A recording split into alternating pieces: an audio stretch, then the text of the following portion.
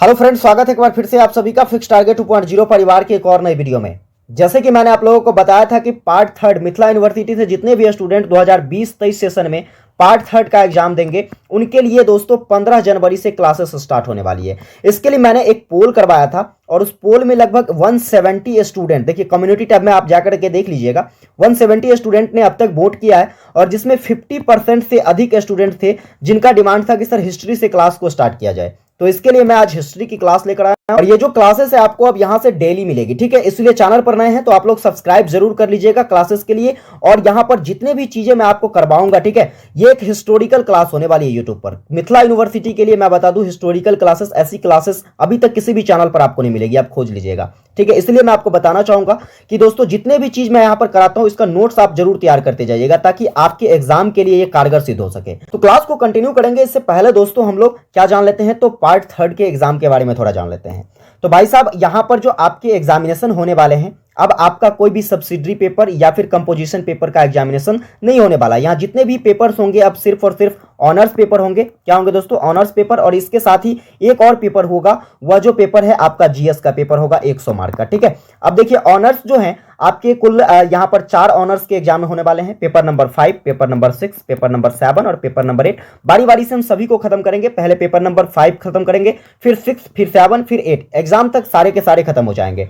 आप लोग एक बार फटाफट से सेशन को शेयर कर दीजिए, जितने भी फ्रेंड्स हैं आपके सभी के पास इसको शेयर कर दीजिए ताकि सारे स्टूडेंट एक साथ जब जुड़ेंगे ना तो बहुत मजा आने वाला है। और क्लासेस को लाइक नहीं किए हैं तो एक बार जल्दी से लाइक कर दीजिए, चैनल पर नए हैं तो सब्सक्राइब जरूर कर लीजिए। अब देखिए यहां पर आपको जो मैं कराऊंगा आज के सेशन में, इस सेशन में 10 मोस्ट इंपोर्टेंट ऑब्जेक्टिव क्वेश्चंस होंगे। सिलेबस की बात कर लेते हैं दोस्तों, तो सिलेबस आपको पता ही होगा, जैसा कि सिलेबस ऑनर्स में आपका सेकंड पार्ट में था, फर्स्ट पार्ट में था, वैसे ही दोस्तों आपका थर्ड पार्ट में भी सिलेबस रहने वाला है ऑनर्स पेपर में। कुल मिलाकर 10 क्वेश्चंस पूछे जाएंगे।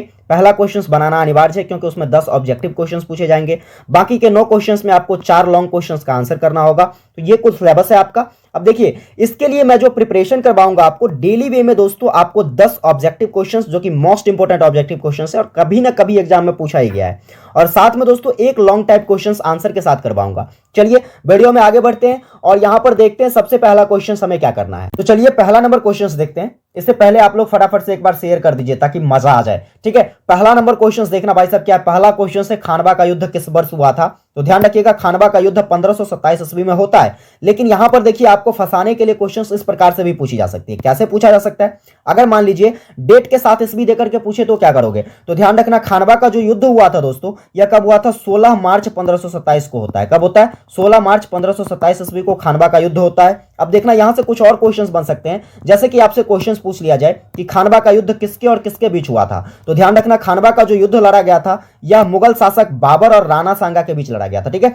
बाबर और राणा सांगा, जिसमें विजय किसकी हुई? तो बाबर इस युद्ध को जीत लिया था। और यहां से एक और क्वेश्चन बनाया जा सकता है कि खानवा के युद्ध में किसकी पराजय हुई। तो ध्यान रखिएगा खानवा के युद्ध में राणा सांगा की पराजय हुई। किसकी पराजय? राणा सांगा की पराजय होती है। आप लोग कॉपी पेन निकालिए और नोट करते जाइए सारे फैक्ट जो है दोस्तों, जितने भी फैक्ट मैं करा रहा हूं सारे फैक्ट को आप नोट करते जाइए। इसके बाद देखिए अगला फैक्ट यहां से यह बन सकता है, क्वेश्चंस पूछी जा सकती है कि बाबर जो है, बाबर यह निर्विवाद शासक किस युद्ध के पश्चात बन गया। तो यह जो है खानवा के युद्ध जीतने के बाद दिल्ली का निर्विवाद शासक बन गया। कौन? बाबर, ठीक है। चलिए अब नेक्स्ट क्वेश्चंस देखते हैं। नेक्स्ट क्वेश्चंस क्या है? इंपॉर्टेंट क्वेश्चंस है, ध्यान रखिएगा। क्वेश्चंस है कि अकबर का प्रसिद्ध राजपूत सेनापति कौन था। यहां पर ऑप्शन है बीरबल, जसवंत सिंह, उदय सिंह और मान सिंह। तो यहां पर इसका जो सही आंसर हो जाएगा ऑप्शन नंबर डी हो जाएगा, मान सिंह। अब देखना इसके संबंध में कुछ इंपॉर्टेंट फैक्ट यहां पर देखिए। ओ भाई साहब यहां पर तो थोड़ा छूट गया, ठीक है, लिखना छूट गया। चलिए हम यहां पर आपको कुछ इंपॉर्टेंट फैक्ट बताते हैं और वो मानसिंह से संबंधित बताते हैं। मानसिंह से संबंधित इंपॉर्टेंट फैक्ट आपको ध्यान रखना है कि मानसिंह को एक उपाधि दी गई थी और ये क्वेश्चन एग्जाम में पूछा गया है, ठीक है, ध्यान रखिएगा। और वो कौन सी उपाधि दी गई थी? तो मिर्जा राजा की। किस राजा की? मिर्जा राजा की उपाधि दी गई थी। और किसके द्वारा दिया गया था? जब मान लीजिए पूछ लिया जाए कि मानसिंह को मिर्जा राजा की उपाधि किसके द्वारा दिया गया, तो ध्यान रखिएगा शाहजहां के द्वारा। नोट करते जाइए, शाहजहां के द्वारा। और जब पूछ लिया जाए कि मानसिंह को शाहजहां के द्वारा मिर्जा राजा की उपाधि कब दी गई, तो क्या ध्यान रखोगे? 1637 ईस्वी में। कितने ईस्वी में? 1637 ईस्वी में। आइए देखते हैं अगला क्वेश्चन। फटाफट से जिसने शेयर नहीं किया भाई एक बार शेयर कर दो, मजा आ जाएगा, ठीक है। कम से कम टारगेट है 50+ स्टूडेंट डेली लाइव में आइए, बहुत मजा आएगा। चलिए यहां पर देखिए अगला क्वेश्चन जो है, पानीपत की दूसरी लड़ाई में कौन पराजित हुआ। तो पानीपत की दूसरी लड़ाई, ध्यान रखिएगा इसमें जो पराजय हुई थी यह हेमू की हुई थी। किसकी पराजय हुई थी? हेमू की। चलिए इसका सही आंसर क्या हो जाएगा? Option number C. अब देखते हैं हम लोग कुछ इंपॉर्टेंट फैक्ट। आपको ध्यान रखना है, बहुत ही दमदार दमदार इंपॉर्टेंट फैक्ट आपको बताने वाला हूं। देखिए, पानीपत का जो दूसरा युद्ध हुआ था, अगर पूछ लिया जाए कब हुआ था, तो 5 नवंबर 1556 ईस्वी में होता है।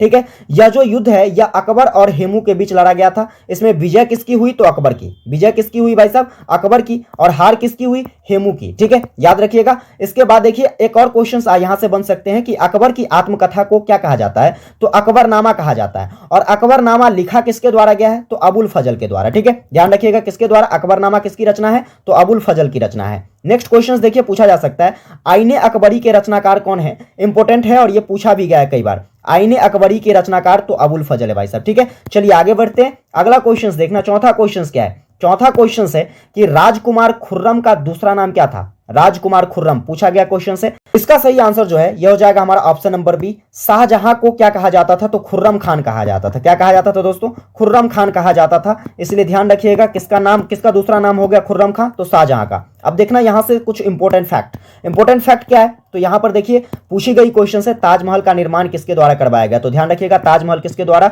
शाहजहां के द्वारा निर्माण करवाया गया। सारे फैक्ट को आप जरूर नोट कर लीजिए। इसके बाद दोस्तों देखिए, अगर पूछ लिया जाए कि क्या कहते हैं शाहजहां का राज्याभिषेक कब किया गया? तो शाहजहां का राज्याभिषेक 24 फरवरी 1628 ईस्वी को होती है। फिर देखना अगला फैक्ट क्या है, बुंदेलखंड का युद्ध किसके द्वारा लड़ा गया था? तो ध्यान रखिएगा, बुंदेलखंड का जो युद्ध है यह शाहजहां के द्वारा लड़ा गया था। किसके द्वारा? शाहजहां के द्वारा लड़ा गया था। अगला देखना, शाहजहां की मृत्यु कब होती है? 1666 ईस्वी में। और सबसे इंपॉर्टेंट फैक्ट तो ये है जो पूछी जा सकती है, अगर पूछ लिया जाए आपसे कि पातशाहनामा किनकी रचना है? तो ध्यान रखिएगा, पातशाहनामा जो लिखा गया है यह अब्दुल हामिद लाहौरी के द्वारा लिखा गया है। ठीक है भाई साहब, चलिए आगे बढ़ते हैं। अगला क्वेश्चन देखना, पांचवा क्वेश्चन क्या है?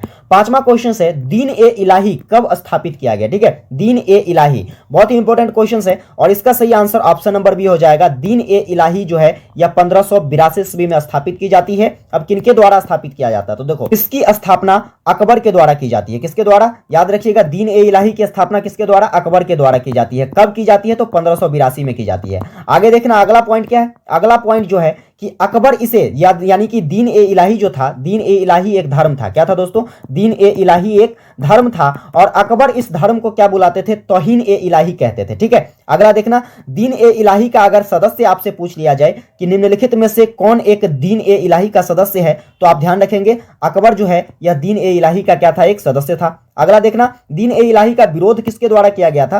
तो मुस्लिम मौलवियों के द्वारा। ठीक है, मुस्लिम मौलवियों के द्वारा इसका पुरजोर विरोध किया गया। साथ में याद रखिएगा, अगर पूछ लिया जाए आपसे कि दीन ए इलाही का शाब्दिक अर्थ क्या होता है, तो भाई साहब ध्यान रखिएगा, दीन ए इलाही का शाब्दिक अर्थ होता है ईश्वर का धर्म। किसका धर्म? ईश्वर का धर्म। आगे देखना अगला फैक्ट यहां पर क्या बनता है? अगला फैक्ट है कि दीन ए इलाही को अकबर की मूर्खता का स्मारक किस इतिहासकार के द्वारा कहा गया? तो विसेंट स्मिथ के द्वारा कहा गया। ठीक है, याद रखिएगा, इंपॉर्टेंट पॉइंट है, स्टार लगा लीजिए, सारे क्वेश्चंस को नोट कर लीजिए। अगला क्वेश्चन देखना क्या है, दीन ए इलाही का मुख्य पुरोहित, लगाओ स्टार, ये क्वेश्चन पूछा गया है, कई बार एग्जाम में आया है कि दीन ए इलाही का मुख्य पुरोहित, यानी कि जब पूछ लिया जाए मुख्य पुरोहित या प्रमुख पुरोहित, तो ध्यान रखेंगे अबुल फजल था। अगला देखिए, अगला क्वेश्चन है, इलाही ए गज की शुरुआत किसके द्वारा किया गया? तो इलाही ए गज की शुरुआत भाई साहब अकबर के द्वारा किया गया। नेक्स्ट देखना, नेक्स्ट है कि अकबर के दरबार का प्रधानमंत्री कौन था? तो अबुल फजल था। ठीक है, सारे क्वेश्चंस आपसे पूछे जाते हैं, इसलिए जरूर ध्यान रखिएगा। देखिए आगे फैक्ट क्या बनता है? आगे फैक्ट यहां पर है कि अकबर ने कितने किलो का निर्माण करवाया था? तो 3 किलो का।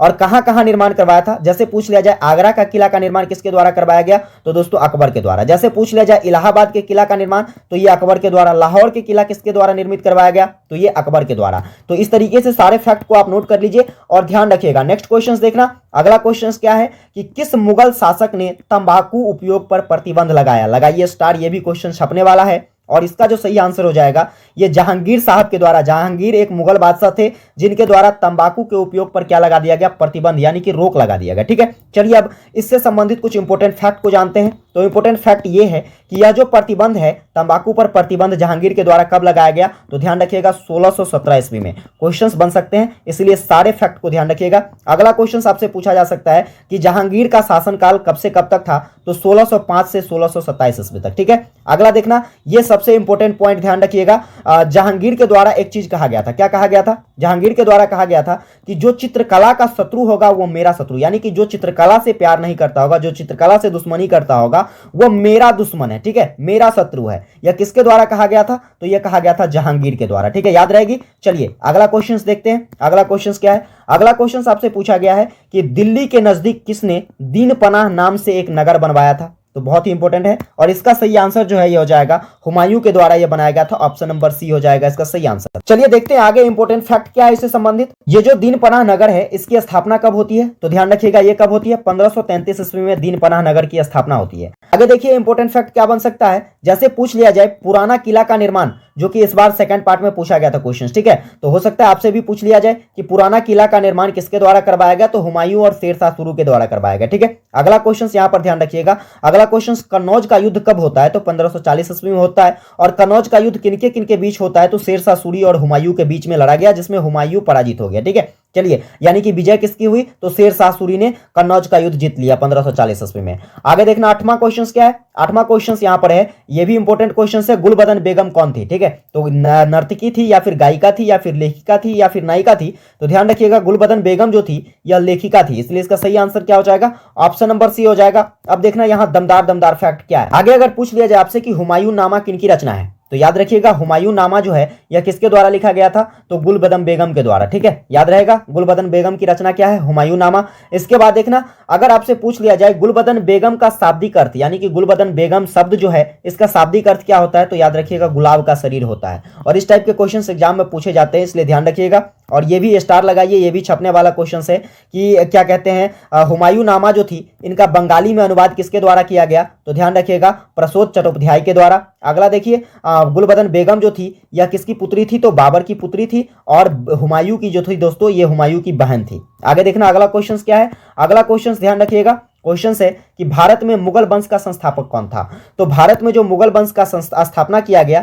यह बाबर के द्वारा किया गया, इसलिए इसका सही आंसर ऑप्शन नंबर सी हो जाएगा। अब इंपॉर्टेंट फैक्ट देखना, जैसे कि अगर मान लीजिए पूछ लिया जाए आपसे कि भारत में मुगल वंश की स्थापना होती कब है, तो ये 1526 ईस्वी में होता है, ठीक है, और किस युद्ध के दौरान होता है, तो ये भी ध्यान रखिएगा पानीपत के युद्ध के पश्चात होता है। पानीपत का युद्ध किसके किसके बीच लड़ा गया था, चलिए आप कमेंट करके बताइए। अब इसके बाद अगला फैक्ट देखना, अगला फैक्ट जो है मुंबई यान नामक पद शैली का जन्मदाता किसको कहा जाता है, तो ये कहा जाता है भाई साहब बाबर को। किसको कहा जाता है, बाबर को कहा जाता है। फिर देखिए अगला क्वेश्चन आपसे पूछी जा सकती है कि क्या कहते हैं बाबर ने बादशाह की उपाधि कब धारण की, तो ध्यान रखिएगा 1507 ईस्वी में। आगे देखना क्वेश्चन क्या है, अगला क्वेश्चन है युद्ध के दौरान तोप का प्रयोग करने वाला प्रथम मुगल शासक कौन था, जो कि ये था बाबर साहब। कौन थे, बाबर के द्वारा सबसे पहले तोपों का प्रयोग युद्ध में, तोप के साथ साथ दोस्तों आग्नेयास्त्र का प्रयोग किया गया था, ठीक है, बारूद का प्रयोग किया गया था, ये सबसे पहली बार किसी युद्ध में किया गया था और वह बाबर के द्वारा किया गया था। किस युद्ध में, तो पानीपत के प्रथम युद्ध में, ठीक है। अगला देखना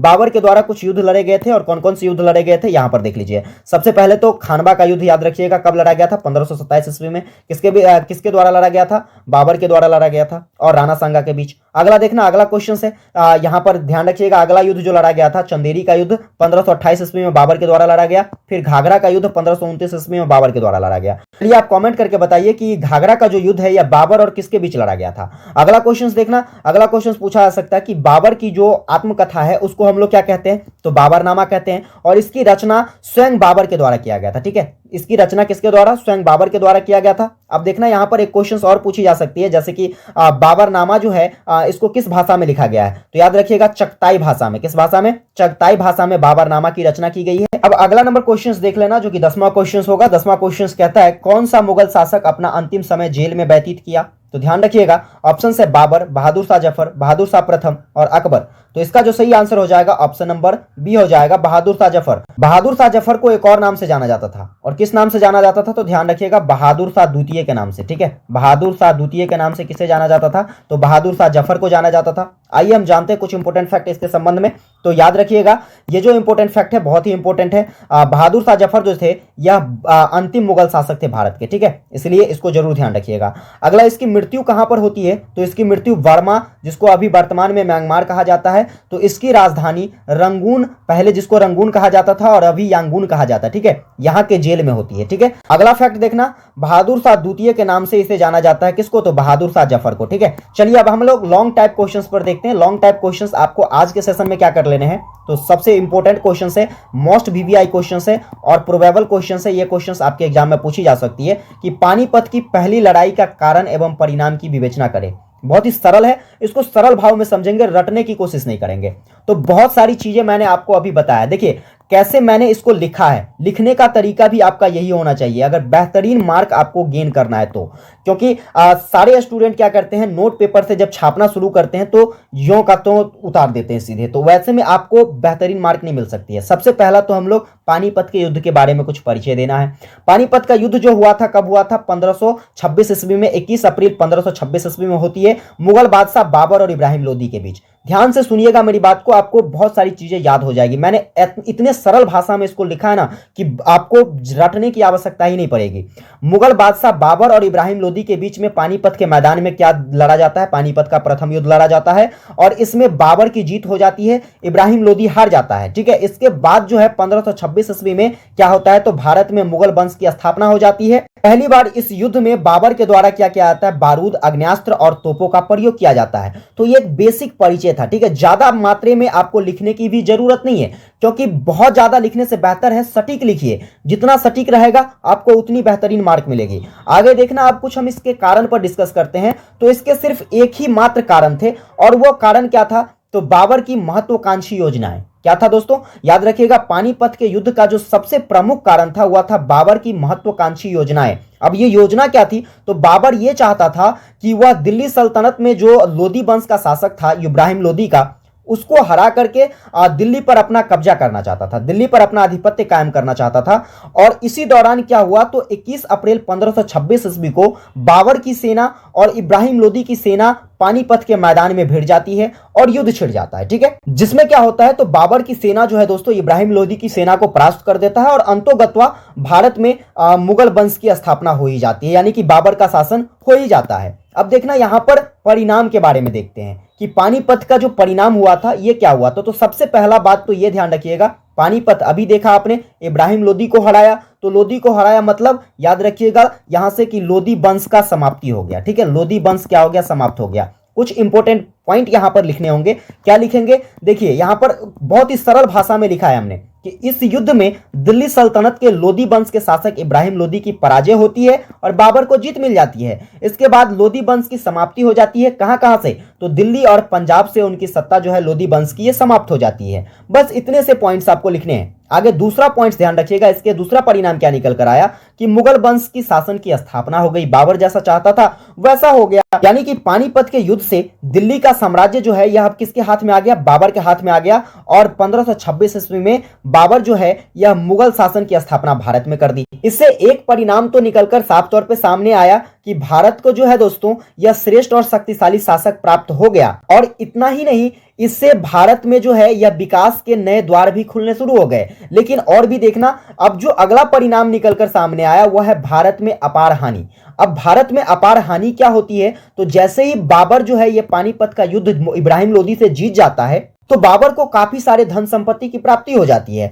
अब ये कब काफी सारे धन संपत्ति की जब इसको प्राप्ति हो जाती है तब ये क्या करते हैं, तो जितनी भी धन संपत्तियां होती है यह अपने सैनिकों और काबुल में जाकर के काबुल के जनताओं को बांट देते हैं। तो जिससे होता क्या है, तो भारत में धन की कमी होनी शुरू हो जाती है। अगला पॉइंट देखना, अगला पॉइंट जो आपको लिखना है वह है राजपूतों का निराशा। अब राजपूत भाई साहब ये निराश क्यों हो गए, तो पानीपत के युद्ध से पहले राजपूत चाहते रहते हैं कि दिल्ली पर उनका अधिकार हो, क्योंकि उस समय दोस्तों इब्राहिम लोदी की जो सत्ता थी वह काफी आर्थिक स्थिति से कमजोर सत्ता थी। इसलिए वो चाहते थे, राजपूत चाहते थे कि इब्राहिम लोदी को परास्त करके उस पर अपना आधिपत्य कायम कर लिया जाए। लेकिन इसी बीच में क्या होता है, तो बाबर इब्राहिम लोदी को हरा देता है और बाबर क्या होता है, तो दिल्ली पर अपना अधिकार कर लेता है। ठीक है, जिसका परिणाम क्या निकल कर आता है, तो राजपूत निराश हो जाते हैं, यानी कि राजपूत की जो सपना है वो सपना ही रह जाती है। आगे देखना, आगे ध्यान रखिएगा, आगे क्या ध्यान रखना है, तो इसके बाद यह भी स्पष्ट हो जाता है कि राजपूत को अब क्या करना पड़ेगा, तो बाबर का सामना करना पड़ेगा, क्योंकि बाबर जो थे वह अत्यधिक महत्वाकांक्षी और साहसी शासक थे। इसलिए राजपूतों के समझ में भी आ गया कि अब हमें अगर अधिकार करना है दिल्ली पर तो हमें बाबर से टकराना होगा। ठीक है, इसलिए राजपूतों को क्या मिली, तो निराशा हाथ लगी। तो कुल ये 4 पॉइंट थे जो कि क्या किसके परिणाम थे, पानीपत के प्रथम युद्ध के परिणाम थे। तो बस इतने से सटीक से आंसर को लिखना है। अगर आपको इसकी पीडीएफ चाहिए तो आप हमारे टेलीग्राम ग्रुप पर ज्वाइन कर लेना। तो इस तरीके से दोस्तों, या फिर आप इसका स्क्रीनशॉट ले लीजिए। इस तरीके से आप नोट तैयार कर लीजिएगा। और साथ में बताना चाहूंगा, अगर चैनल पर नए हैं तो इस तरह के वीडियोज के लिए, इस तरीके के नोट्स के लिए आप हमारे चैनल को सब्सक्राइब जरूर कर लेना। टेलीग्राम पर है तो टेलीग्राम को जरूर ज्वाइन कर लेना। टेलीग्राम है, यहां पर लिंक दिए गए हैं। साथ में दोस्तों इंस्टाग्राम पर भी हमें जरूर फॉलो करना, टॉपर गुरुजी आगे देखना। व्हाट्सएप ग्रुप से भी अगर जुड़ना चाहते हैं तो लिंक यहां पर है, व्हाट्सएप ग्रुप से भी आप जुड़ सकते हैं। तो कुल मिलाकर ये इंपॉर्टेंट सेशंस थी। आप कमेंट करके हमको जरूर बताइए कि ये सेशन आपको कैसी लगी। अगर ये सेशन आपको हेल्पफुल लगती है तो प्लीज प्लीज प्लीज अपने कम से कम ज्यादा से ज्यादा स्टूडेंट को शेयर कीजिए, ताकि आज जितने भी स्टूडेंट लाइव में है ना, इससे कहीं ना कहीं 2 से 3 गुना स्टूडेंट ज्यादा डेली लाइव में बढ़ने चाहिए। मैं आप लोगों से सिर्फ इतना सा हेल्प मांग रहा हूं, बाकी आप लोगों को फुल्ली गाइडेंस की जाएगी, फुल्ली गाइड किया जाएगा एग्जामिनेशन।